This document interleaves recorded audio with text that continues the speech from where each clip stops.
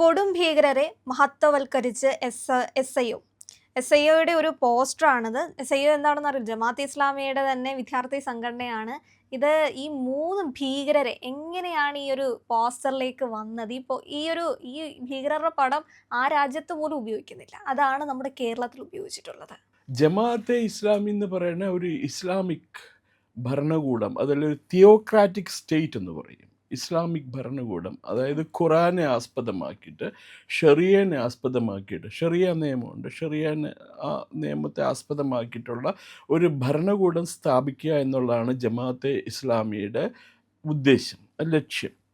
അവർ മതേതരത്വത്തെ ഒന്നും ഒരിക്കലും അംഗീകരിക്കുന്നില്ല. അവർ ജനാധിപത്യത്തിനെ തന്നെ അംഗീകരിക്കുന്നില്ല. ഏതെങ്കിലും ഒരു ഇസ്ലാമിക് സ്റ്റേറ്റിൽ, ഈ പറയുന്ന പശ്ചിമേഷ്യയിലാവട്ടെ ആഫ്രിക്കയിലാവട്ടെ, അവിടെയുള്ള ഇസ്ലാമിക് റിപ്പബ്ലിക്കുകളിലൊന്നും തന്നെ ജനാധിപത്യം ഉണ്ടോ, മതേതരത്വം ഉണ്ടോ? അവിടെ മുഴുവൻ ഡിക്റ്റേറ്റർഷിപ്പാണ്. ആരാണ് ഭരിക്കണേന്ന് വെച്ചിട്ടുണ്ടെങ്കിൽ അവർ പറയണതാണ് നിയമം. അതിനപ്പുറത്ത് വേറെ പ്രതിപക്ഷമൊന്നുമില്ല. ഇപ്പം ഈജിപ്തിലൊക്കെ ഒരാൾ പ്രസിഡൻ്റായി കഴിഞ്ഞാൽ പിന്നെ അയാൾ ആജീവനാന്തകാലം പ്രസിഡൻ്റാണ്. ഇപ്പോൾ ഉദാഹരണത്തിന് എൻ്റെ ഓർമ്മയുള്ളപ്പോൾ കേണൽ നാസർ ആയിരുന്നു ഈജിപ്തിൻ്റെ പ്രസിഡൻറ്റ്. നാസർ മരിച്ചു കഴിഞ്ഞപ്പോൾ അൻവർ സദാത്ത് പ്രസിഡൻ്റായി. അൻവർ സദാത്തിനെ പിന്നെ അയാളുടെ തന്നെ പട്ടാളത്തിലുള്ള ഉദ്യോഗസ്ഥന്മാർ ഒരു മിലിറ്ററി പരേഡ് നടക്കുമ്പോൾ വെടിവെച്ച് കൊന്നു. കാരണം അയാൾ ഇസ്രായേലുമായിട്ട് സഖ്യം ഉണ്ടാക്കി ഒപ്പിട്ടു സമാധാന കരാറ്. അതുപോലെ അയാൾ ഒരു കുറച്ച് ലിബറലായിട്ടാണ് അയാളെ കണക്ക് കൂട്ടിയിരുന്നത്. കാര്യം നല്ല അഴിമതിക്കാരനൊക്കെ ആയിട്ടോ, നല്ല തമാശയുണ്ട്. മൂപ്പരുടെ പൈസയൊക്കെ ഉണ്ടാക്കുന്ന രീതിയിൽ ആയുധം മേടിക്കുമ്പോഴൊക്കെ കമ്മീഷൻ മേടിക്കുന്ന കാര്യത്തിലൊക്കെ മൂപ്പര് വളരെ മിടുക്കനായിരുന്നു. പക്ഷെ എന്ത് ചെയ്യാം, പട്ടാളക്കാർ മിലിറ്ററി ക്യാമ്പിൽ മിലിറ്ററി പരേഡിൽ സല്യൂട്ട് സ്വീകരിച്ചുകൊണ്ടിരുന്നപ്പോൾ ഇയാളെ ഒരു ഗ്രൂപ്പ് പട്ടാളക്കാർ വെടിവെച്ച് കൊന്നു. പിന്നെ അതിനുശേഷം വന്ന ആളാണ് ഹോസ്നി മുബാറക്ക് എന്ന് പറഞ്ഞത്. എൻ്റെ അയാൾ 10-25 വർഷം ഭരിച്ചിട്ടും പോയില്ല. അവസാനം അങ്ങനെയാണ് അവിടെ വലിയ സ്റ്റുഡൻറ്റ് അജിറ്റേഷനൊക്കെ ഉണ്ടായി.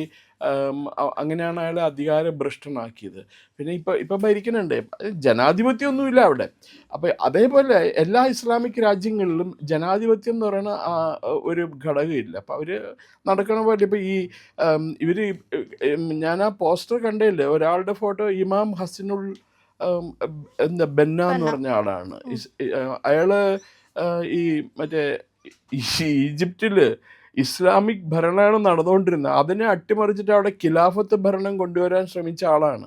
അപ്പൊ ഇതിൽ ഖിലാഫത്ത് എന്ന് പറയുന്നത്, ഇവര് നമ്മുടെ നാട്ടിൽ മാപ്പിളലഹള നടന്ന മുഴുവൻ ഖിലാഫത്ത് പ്രസ്ഥാനമായിട്ട് ബന്ധപ്പെട്ടതാണ്. ഇവർക്ക് ഒന്നാം ലോക മഹായുദ്ധം കഴിഞ്ഞപ്പോൾ ഒട്ടോമാൻ എംപയറിൻ്റെ ഭാഗമായിരുന്നു ഈ ടർക്കിയിലെ ഖലീഫ അന്നത്തെ രാജാവ്. അയാളുടെ കീഴിലായിരുന്നു സൗദി അറേബ്യയിലെ മെക്ക, മദീന തുടങ്ങിയ പ്രദേശങ്ങൾ. മെക്കയിലെ ഹോളി കാബ ഇല്ലേ, നമ്മുടെ ഇവിടുന്ന് ആൾക്കാർ മറ്റേ ഇതിന് പോകണം, എന്താ ഹജ്ജിനൊക്കെ പോകണില്ലേ, അത് മക്ക മോസ്ക് ഭരിച്ചിരുന്നത് ഈ ഖലീഫയായിരുന്നു. അപ്പോൾ ഈ ഒന്നാം ലോക മഹായുദ്ധം കഴിഞ്ഞ് യൂറോപ്യൻ സഖ്യകക്ഷികൾ അങ്ങോട്ടും ഇങ്ങോട്ടും ഓരോ രാജ്യങ്ങൾ വീതം വെച്ചെടുത്തപ്പോൾ ടർക്കി ആയിരുന്നു ഈ പറഞ്ഞ പോലെ ഒട്ടോമാൻ എംപയറിൻ്റെ ഹെഡ് ക്വാർട്ടേഴ്സ്. അത് വെട്ടിമുറിച്ചു. അപ്പോൾ ഖലീഫ എന്നുള്ള സ്ഥാനം പോയി കഴിഞ്ഞപ്പോൾ അവിടെയുള്ള ഇസ്ലാമിക് തീവ്രവാദികൾ, ഇസ്ലാമിക് വിശ്വാസികൾ എന്ത് വിചാരിച്ചു? അവർ വിചാരിച്ചു ഇനിയിപ്പോൾ തീർന്ന്, ഖലീഫയുടെ ഭരണം തീർന്നു, ഇനി ബ്രിട്ടീഷുകാരും അതുപോലെ അമേരിക്കക്കാരും ഒക്കെ പന്നീനെ തിന്നണ വർഗ്ഗമാണല്ലോ, അവരായിരിക്കും നമ്മളെ ഭരിക്കാൻ പോണേ, നമുക്ക് സ്വന്തമായിട്ട് നമ്മുടെ രാജ്യം വേണം, നമ്മുടെ ഖലീഫേനെ അവിടെ വാഴിക്കണം, സൗദി അറേബ്യയുടെ ഇതായിട്ട് ഈ മേധാവിയായിട്ട് വാഴിക്കണം, മെക്കയുടെ മേധാവി അയാളാവണം എന്ന് പറഞ്ഞ്. അപ്പോൾ അവർക്ക് ഉറപ്പ് കൊടുത്തിരുന്നു ഖലീഫ അവിടെ ഇരുന്ന് ഭരിച്ചോട്ടെ, ഞങ്ങൾക്ക് യാതൊരു കുഴപ്പമില്ല എന്ന്. പക്ഷെ അതിൽ പ്രതിഷേധിച്ച് അവർ സമരം തുടങ്ങി. അപ്പോൾ ആ സമരത്തിനെ സപ്പോർട്ട് ചെയ്തുകൊണ്ടാണ് ഇന്ത്യയിൽ ഖിലാഫത്ത് മൂവ്മെൻറ്റ് തുടങ്ങിയത്. ഖലീഫയുടെ ഭരണം പുനഃസ്ഥാപിക്കാൻ വേണ്ടിയും ഈ മറ്റേ ടർക്കിയിൽ അയാളുടെ സാമ്രാജ്യം അയാൾക്ക് വിട്ടുകൊടുക്കണമെന്ന് ആവശ്യപ്പെട്ട് സമരം തുടങ്ങിയത്. അന്ന് സർ സി ശങ്കരൻ നായർ ഉണ്ടായിരുന്നു, ചേറ്റൂർ ശങ്കരൻ നായർ എന്ന് പറഞ്ഞ വലിയ സ്വാതന്ത്ര്യ സമര എന്തൊക്കെ ഭയങ്കര വിദ്യാഭ്യാസമുള്ള ആളാണ്. വൈസ്രോയുടെ എക്സിക്യൂട്ടീവ് കൗൺസിൽ മെമ്പറായിരുന്നു അദ്ദേഹം. ഈ ഗാന്ധി, മോഹൻദാസ് കരംചന്ദ് ഗാന്ധി രംഗത്ത് വരുന്നതിന് മുമ്പ് തന്നെ അദ്ദേഹം കോൺഗ്രസിൻ്റെ AICCയുടെ യഥാർത്ഥ ഓൾ ഇന്ത്യ കോൺഗ്രസ് കമ്മിറ്റിയുടെ പ്രസിഡൻ്റ് ആയിരുന്നു. AICCയുടെ പ്രസിഡൻ്റ് ആയിട്ടുള്ള ഒരേ ഒരു മലയാളി ഇന്നേ വരെ ഭൂമിയിൽ ഉണ്ടായിട്ടുള്ളൂ. അത് ഒന്ന് സർ C ശങ്കരൻ നായരാണ്, ചേറ്റൂർ ശങ്കരൻ നായരാണ്. അപ്പോൾ അദ്ദേഹം ഈ ഖിലാഫത്ത് പ്രസ്ഥാനത്തെ എതിർത്ത് കഴിഞ്ഞ വഴി മഹാത്മാഗാന്ധി എന്ന് പറയുന്ന മോഹൻദാസ് കരംചന്ദ് ഗാന്ധി അയാൾ മുസ്ലിങ്ങളെ സൂചിപ്പിക്കാൻ വേണ്ടിയിട്ട് ഈ ഖിലാഫത്ത് സമരത്തിന് പിന്തുണ പ്രഖ്യാപിച്ചു. അതിൻ്റെ ഔട്ട്പുട്ടായിട്ടാണ് നമ്മൾ ഈ മാപ്പിള ലഹള കാണുന്നത്.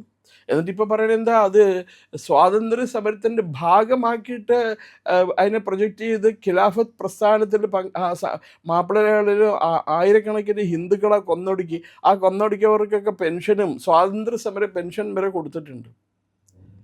അതാണ് കേരളത്തിൻ്റെ ചരിത്രം.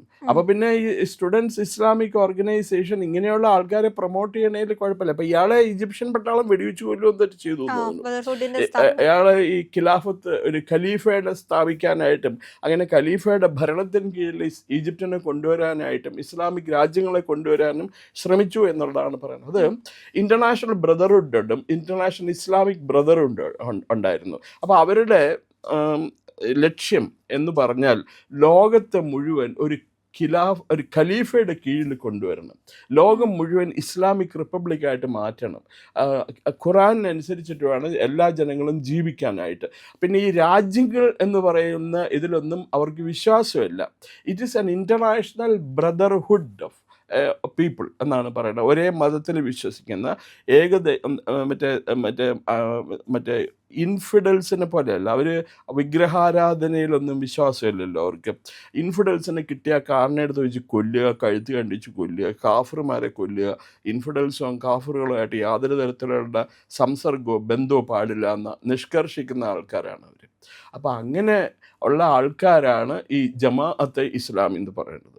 പിന്നെ അവരിവിടെ സമാധാനമൊക്കെ ഇപ്പോൾ പറയണമെങ്കിൽ തൽക്കാലം കാര്യം കാണാൻ വേണ്ടി നിൽക്കണമെന്ന് മാത്രമേ ഉള്ളൂ. എപ്പോൾ വേണമെങ്കിലും അവരുടെ തനി സ്വഭാവം കാണിക്കും അവർ. തീർച്ചയായും. ഹന്നെ അല്ലാതെ പിന്നെ ബാക്കി രണ്ടുപേരോട് ഉണ്ടല്ലോ, സെയ്ദ് കുത്തൂബ്, അതുപോലെ തന്നെ ഹമാസ് സ്ഥാപകൻ അഹമ്മദ് യാസി. ഈ രണ്ടുപേരുടെ ചിത്രങ്ങൾ കൂടി ഹമാസ് സ്ഥാപകന്റെ കാര്യം മറ്റേ ഇസ്രായേൽ ഒരു തീരുമാനമാക്കി കൊടുത്തു. അയാൾ കാറിൽ പോകുമ്പോൾ മിസൈല് അടിച്ച് കൊന്നു അയാളെ. അവർക്ക് പേടി. ഈ ഹമാസ് രൂപീകരിച്ചതിന് ഇസ്രായേലിനെ ഇല്ലായ്മ ചെയ്യാൻ വേണ്ടിയിട്ടാണ്. ഇപ്പോൾ ഹമാസ് ഉണ്ടോയെന്ന് എനിക്കറിയില്ല. 2023 ഒക്ടോബർ 7 മറ്റേ ഇസ്രായേലിൽ അസംഖ്യം വനിതകളെയും കുട്ടികളെയൊക്കെ തട്ടിക്കൊണ്ടു പോവുകയും പീഡിപ്പിക്കുകയും അവരെ മൃഗീയമായിട്ട് ദ്രോഹിക്കുകയൊക്കെ ചെയ്ത ചിത്രങ്ങളും വീഡിയോകളും ലോകത്തുള്ള എല്ലാ ടെലിവിഷൻ ചാനൽ, കേരളത്തിലൊഴിച്ചുള്ള ചാനലുകളിലൊക്കെ കാണിച്ചിരുന്നു. അപ്പോൾ ഇപ്പോൾ ഇസ്രായേൽ തിരിച്ചടിച്ചതാണ് അവർക്ക് പ്രശ്നമായത്. ഇസ്രായേൽ അടിയെല്ലാം കൊണ്ട് ഏറ്റുപറഞ്ഞ് നിന്നോളണം, തിരിച്ചടിക്കാൻ പാടില്ല. അതാ എവിടുത്തെ നിയമമാണ്. അപ്പോൾ അതിൻ്റെ ആളാണ് ഹമാസ് എന്ന് പറഞ്ഞാൽ അതിൻ്റെ സ്ഥാപകനാണ്. ഇപ്പോൾ ഹമാസിൻ്റെ ഹെഡിനെ പറ്റിയിട്ട് പുറത്താരും അറിയില്ല. എന്താ കാരണം എന്നറിയാമോ? ഏതൊക്കെ ആളാണോ ഹമാസിൻ്റെ ഹെഡായിട്ട് വന്ന അവരെയൊക്കെ ഇസ്രായേൽ മയ്യത്താക്കിയിട്ടുണ്ട്. അത് കാരണം അവർ രഹസ്യമായിട്ട് വെച്ചിരിക്കുക. ഇസ്രായേലിൻ്റെ ഹമാസിൻ്റെ ചീഫ് ആരാന്നുള്ളത് അവർ പുറത്തു വിടൂല. അങ്ങനെ ഒരു സംഭവമുണ്ട്. അല്ല, അതൊക്കെ അവിടെ രഹസ്യമായിട്ട് വെച്ചിരിക്കുന്ന കാര്യമാണ്. ഇവരെ ഈ മഹത്വവൽക്കരിച്ച് ഇങ്ങനെ ഒരു പോസ്റ്റർ ആക്കുക, അല്ലെങ്കിൽ ഇത് അവിടെ പോലും സാറ് പറഞ്ഞ പോലെ അവിടെ ഇത് ആരും ഉപയോഗിക്കുന്നില്ല. അതാണ് നമ്മൾ ഇവിടെ കൊണ്ടുവന്നത്. അവിടെയുള്ള ജനങ്ങൾക്കൊക്കെ ജനാധിപത്യത്തിൽ വിശ്വാസം കാലക്രമേണ വർദ്ധിച്ചുകൊണ്ടിരിക്കുക. അവിടെ ഒരു ചെറിയ ന്യൂനപക്ഷമാണ് ഈ ഇതിൻ്റെ പുറകെ ഉള്ളത്. ഖിലാഫത്തും ഖലീഫയുടെ പുറകെയൊക്കെ ഉള്ളത്. തിയോക്രാറ്റിക് സ്റ്റേറ്റ് രൂപീകരിക്കണം എന്നുള്ള ആഗ്രഹം ഉള്ള ആൾക്കാർ വളരെ ന്യൂനപക്ഷമാണ്. പക്ഷേ ഇവിടെയുള്ള ആൾക്കാർ, ഇവിടെയുള്ള മുസ്ലിംസ് എന്ന് പറയുന്നത്, പ്രത്യേകിച്ച് മലബാറിലുള്ള മുസ്ലിംസ് എന്ന് പറയുന്നത് യഥാർത്ഥത്തിൽ ദേ ആർ ഫെനാറ്റിക്സ്, ഇസ്ലാമിക് ഫെനാറ്റിക്സ് ആണ്, മതഭ്രാന്തന്മാരാണ്. അത് അവരെ കുറ്റം പറഞ്ഞിട്ട് കാര്യമില്ല. അവർക്ക് നൽകിയിരിക്കുന്ന വിദ്യാഭ്യാസം ആ രീതിയിലാണ്. അവർക്ക് നൽകിയിരിക്കുന്ന ഇൻഡോക്ട്രിനേഷൻ എന്ന് പറയും, ആ ഇൻഡോക്ട്രിനേഷൻ ആ രീതിയിലാണ്. ഈ ഖുറാനിൽ പറഞ്ഞിരിക്കണം പോലെ തന്നെ ജീവിക്കണം, 4 കെട്ടണം, 8 കെട്ടണം, കിട്ടണവനൊക്കെ കൊല്ലണം, മുസ്ലിംസ് ആയിട്ടുള്ളവരായിട്ട് ബന്ധം പാടില്ല, അവന്മാർ കിട്ടണ എടുത്ത് വെച്ചാൽ കൊന്നേക്കാനാണ് പറഞ്ഞേക്കണത്. ഇപ്പം കഴിഞ്ഞ ദിവസം ഒരു മുല്ല TV ചാനലിൽ നിന്ന് പ്രസംഗിക്കണ കേട്ടു വാർത്തയിൽ. ഇവിടെ ഹിന്ദുക്കൾ ഭൂരിപക്ഷമൊന്നുമില്ല. ആകെ ചുമ്മാ പറയുന്നതാണ്. തമിഴന്മാർ ഹിന്ദുക്കളല്ല, ആദിവാസികൾ ഹിന്ദുക്കളല്ല, ട്രൈബൽസ് ഹിന്ദുക്കളല്ല, ഷെഡ്യൂൾഡ് കാസ്റ്റ് ഹിന്ദുക്കളല്ല. അപ്പോൾ പിന്നെ എങ്ങനെയാണ് അവർ ഹിന്ദുക്കൾ ഭൂരിപക്ഷം എന്ന് പറയുന്നത്? നമ്മളാണ് ഇവിടെ ഭൂരിപക്ഷം, നമ്മൾ ഉണ്ടാക്കും ഇവിടെ ഭൂരിപക്ഷം. അത് കഴിഞ്ഞ് ഇവന്മാർ നമുക്കൊരു പാഠം പഠിപ്പിച്ചു കൊടുക്കണം എന്നാണ് അയാൾ പറഞ്ഞത്. അപ്പം ഇവരൊക്കെ അധികാരത്തിൽ വന്നു കഴിഞ്ഞാൽ ഒന്ന് ആലോചിച്ച് നോക്കി എന്താ ഉണ്ടാവാൻ പോണെന്ന്. ഇപ്പം തന്നെ ഞാൻ കേട്ടു ഗുരുവായൂർ ദേവസ്വം ബോർഡിൽ മുസ്ലിം ലീഗിൻ്റെ പ്രതിനിധി ഉണ്ടാവും എന്നാണ് പറയുന്നത് കേട്ടത്. അത് കഴിഞ്ഞ് പിന്നെ അവർ അവസാനം വേണ്ടി വന്ന ശബരിമലയിലും, പിന്നെ ശബരിമലയിൽ ഇപ്പോൾ ഓൾറെഡി അവർ എന്താ പറയുക, ഭസ്മമൊക്കെ വിറ്റ് കാശുണ്ടാക്കുന്നുണ്ട്.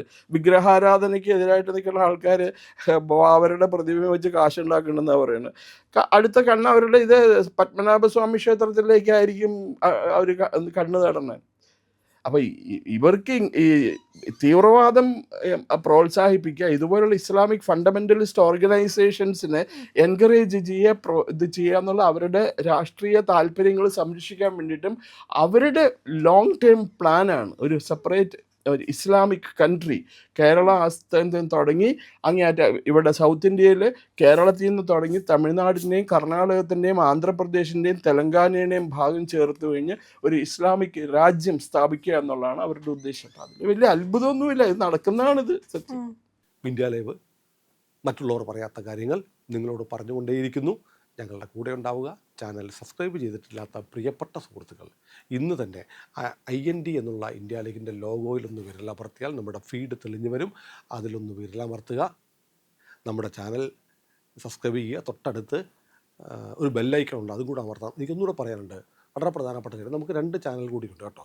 C4N എന്ന് പറയുന്ന ഒരു ചാനൽ നമ്മൾ തുടങ്ങിയിട്ടുണ്ട്. ശൈശവ ദിശയിലാണ്, ന്യൂസ് വാർത്തകൾ കൂടുതലായി കൊടുക്കാൻ വേണ്ടിയിട്ടുള്ള ചാനലാണ്. അതും ഒന്ന് സബ്സ്ക്രൈബ് ചെയ്യണം. C4N. പിന്നെയുള്ളത് വളരെ പ്രധാനപ്പെട്ട ഒരു കാര്യമാണ്, നമ്മുടെ ഒരു പ്രസ്റ്റീജിയസ് പ്രൊഡക്റ്റ് നമ്മൾ തയ്യാറാക്കിയിട്ടുണ്ട്, പുണ്യം ബൈ ഇന്ത്യ ലൈവ്. ആധ്യാത്മിക കാര്യങ്ങൾ, സാംസ്കാരിക കാര്യങ്ങൾ, ആചാരങ്ങൾ, അനുഷ്ഠാനങ്ങൾ, വിശ്വാസം, ഇതൊക്കെയായി ബന്ധപ്പെട്ടിട്ടുള്ള ചാനലാണ്. പുണ്യവും കൂടി നിങ്ങൾ സബ്സ്ക്രൈബ് ചെയ്യണേ. അങ്ങനെ ഇന്ത്യ ലൈവ് കുടുംബത്തെ സഹായിക്കണം, കൂടെ ഉണ്ടാവണം. ഞങ്ങൾ നിങ്ങൾക്ക് വേണ്ടി നിങ്ങളോട് എന്നും സംസാരിച്ചുകൊണ്ടിരിക്കുമെന്ന് ഉറപ്പ് തരുന്നു.